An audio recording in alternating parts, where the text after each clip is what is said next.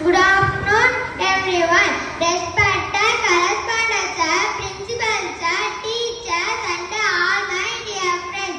Today I am about to deliver a speech on Van Mower Day.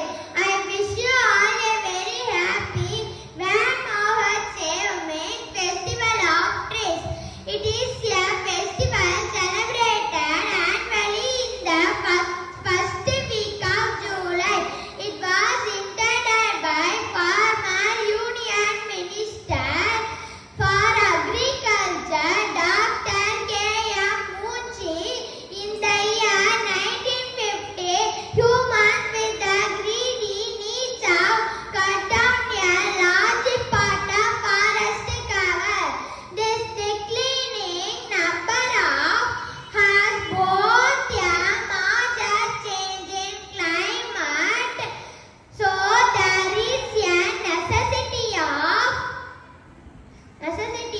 such as Van Mower Day has a part of celebration. Afforestation drivers are launched